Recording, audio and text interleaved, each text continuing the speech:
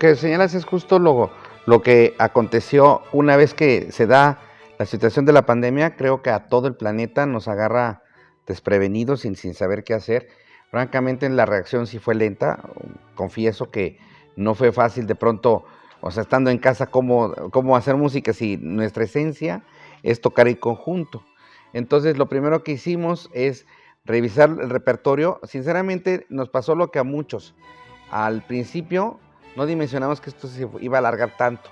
Dijimos, bueno, mientras esto pasa, pensamos 2, 3 meses, cuando más, vamos a retomar la temporada. Entonces se hizo la revisión de las sinfonías de Beethoven que se tenían en la temporada justamente de su aniversario.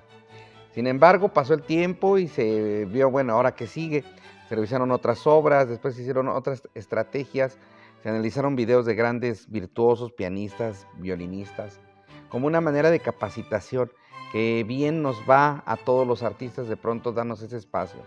Afortunadamente, y con el cobijo de la Universidad Autónoma de Chihuahua, tuvimos esa oportunidad de alternar una revisión de obras junto con el revisar y capacitarnos con temas, y no solamente musicales, sino de índole humana, humanística, y de otros temas, y algunos de los integrantes de alguna forma se dieron a la tarea también de exponer. Pero llegando a cómo se decidió la historia del soldado, algunos de los integrantes tenían esa inquietud, y platicando con ellos les dije, bueno, ¿qué les parecería hacer un ensamble con toda la tranquilidad? Y esto ya, cuando se decide la historia del soldado, realmente ya teníamos claro que esto no era pronto, no se iba a desenlazar pronto, y dijimos, bueno, pensando en que esto va para algunos meses, ¿qué proyecto pudiéramos hacer? Y justamente Historia del Soldado nos cayó como anillo al dedo, porque es una obra que necesita mucho tiempo y no se monta muy frecuentemente, precisamente porque las orquestas no cuentan con ese tiempo que se requiere. Afortunadamente, de los beneficios, entre comillas, de la pandemia es tanto tiempo que hubo para estudiar, y es una bendición el poder tener tantos ensayos. Entonces se hizo un escrutinio, quienes querían integrar, junto con otros grupos, claro, otros repertorios, pero integrar fue el más complejo porque la dotación es un poco extraña, mencionando los instrumentos: clarinete, fagot, 2 de madera, 2 de metal, el trombón y la trompeta, una percusión, 2 cuerdas, un violín y un contrabajo. Entonces, 2 de cada sección, y en el caso de la percusión 1, o sea, 7 instrumentos.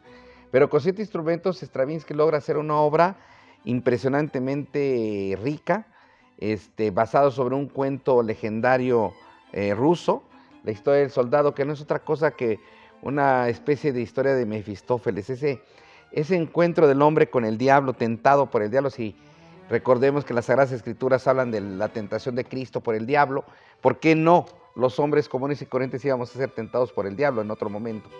Entonces es una historia muy interesante, muy curiosa, muy simpática incluso, y muy profunda por otro lado. También escoger al narrador o narradora, dado a que es una obra que se puede hacer o actuada o narrada, nosotros optamos por circunstancias precisamente que los que tuvimos a la mano de hacerla narrada. Es una integrante del coro que es una persona muy destacada en la universidad. Me refiero a la maestra Moraima Gómez, que es toda una docta en el idioma inglés, pero aparte tiene otras virtudes de psicóloga y es una fan extraordinaria del coro, cantante. Y yo confío en ella, la invito, justamente porque sé que es una persona muy responsable y comprometida, y hace un análisis muy profundo y se está desempeñando tremendamente junto con los maestros a platicarnos la historia, a narrarnos la historia, y creo que ha sido un acierto afortunado. Y pues eso es como llegamos justamente a esta selección de repertorio, uno de los grupos pues que ha tenido más trabajo que ninguno.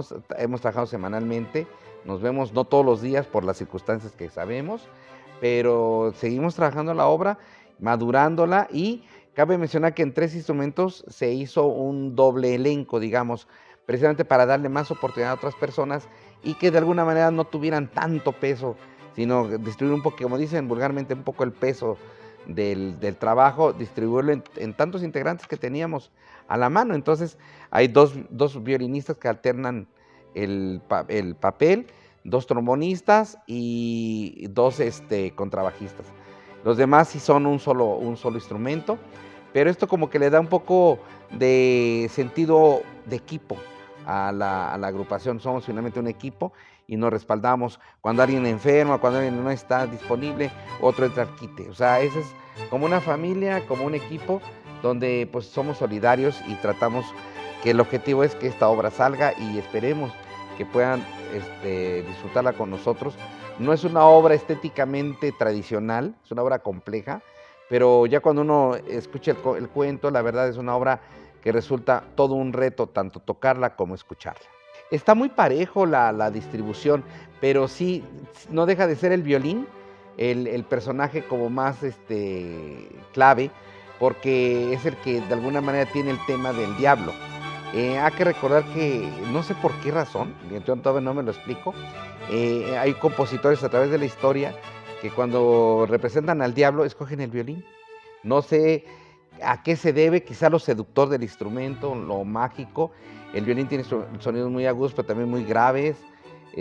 Tiene una gran habilidad, una gran agilidad, muy dúctil.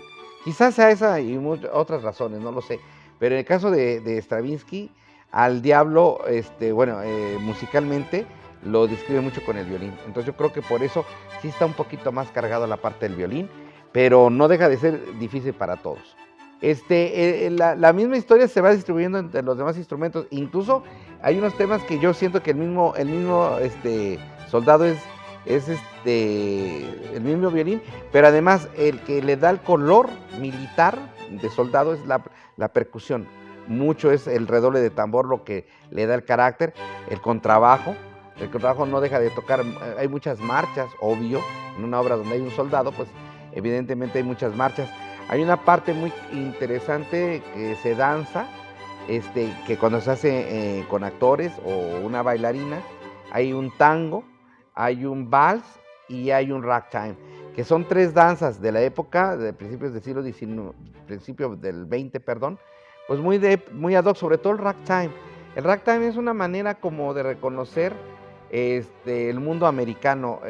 Stravinsky tiene un acercamiento más hacia Estados Unidos en esa época, y el ragtime pues era como que el ritmo de moda, ¿no?